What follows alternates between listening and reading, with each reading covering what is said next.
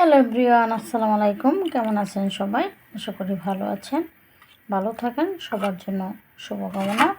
তো দেখেন, আমি একটি রেসিপি তৈরি করব। সেটা হচ্ছে মুরগির মাংস, দেশি মুরগির মাংস। দেশি মুরগিতে অল্পই মাংস হয়, দেখেন পরিমাণটাও খুব একটা বেশি না, অল্পই। আর এটা আমি কিন্তু সব ধরনের উপকরণ দিয়ে, মশলা দিয়ে মেখেছি। এখানে মরিচের ফাঁকি দিয়েছি পরিমাণ মতো, হলুদের ফাঁকি দিয়েছি পরিমাণ মতো, আর জিরা বাটা, আদা বাটা, তারপর গরম মশলার ফাঁকি, এগুলি রসুন বাটা, পেঁয়াজ বাটা, এগুলি দিয়ে মেখে তেল দিয়েছি, মেখে রেখেছি।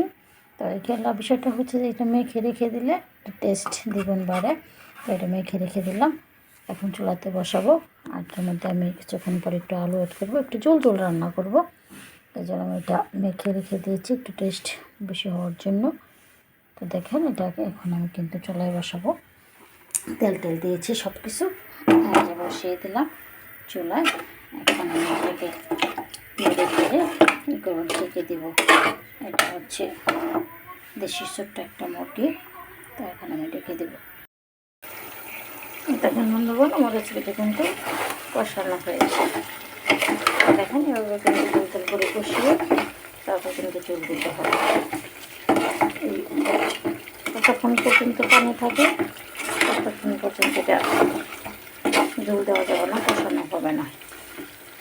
পানি শেষ, তেল হবে, মনে করবেন যে আপনাদের কষানো হয়ে গেছে। তেল কষানো হয়ে গেলে তারপরে কিন্তু অন্যরকম একটা ছ্যাঁটি আসা তরকারি, তখন কিন্তু আপনারা পানি দেবেন, ঝোলটা যেটা দিয়ে দেবেন কষানোর পরে। তো এখন কিন্তু আমি তার মধ্যে জল দেব। এটা দেখুন তেল হয়ে গেছে,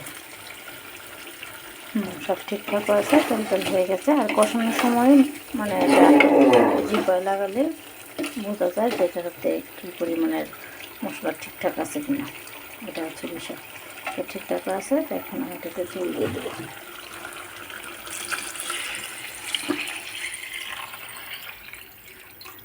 এই যে জলটা দিয়ে দিলাম, এখন আমি ঢেকে দেবো। দেখেন বন্ধুগণ, আমার রেসিপিটা হয়ে উঠছে, শেষ অংশে। এই যে শেষ অংশে কিন্তু আমি কাঁচামরিচ দিয়েছি। আর আরও উঠানোর আগে কিন্তু আমি লবণটা দেখে তারপর গরম মশলা দিয়ে, জিরার পাখি দিয়ে তারপরে উঠাবো। তো এখন আমি সবসময় মনে রাখবেন যে কাঁচামরিচটা শেষ অংশে দেবেন। আমি ফাঁকিটা একেবারে কম দিয়েছি, সেই জন্য আমি কাঁচামরিচটা একটু বেশি করে দিয়েছি। এটা কিন্তু ফাড়িও নেই, কাঠিও নেই, কিছু করে নেই, শুধু এমনিতে দিয়ে দিয়েছি। এটা গ্রামটা শুধু যাবে। আর শেষ অংশে আমি একটা কিছু দেবো। দেখি আমার লবণের পরিমাণটা কি হয়েছে।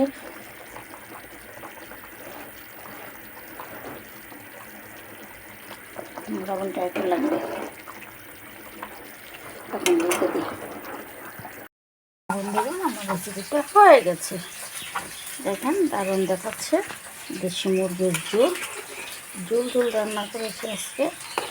তা হচ্ছে ঝোল দিয়ে রান্না করেছি কারণে দেশি মুরগি কিন্তু ঝোল খেলে অনেক টেস্ট, ঝোলটা ভালোই লাগে, খারাপ লাগে না। সবাই রান্না করে কিনা জানি না, কিন্তু আমি রান্না করেছি দেশি মুরগির ঝোল। এবার আপনারাও কিন্তু শেষ অংশে কাঁচামরিচ দেবেন, আর শেষ অংশে জিরার পাখি দিয়ে দেবেন, দেখে লবণটা দেখে। আর যদি মনে চায় তাহলে একটা দুটো আলু ভেজে তারপরে দেবেন।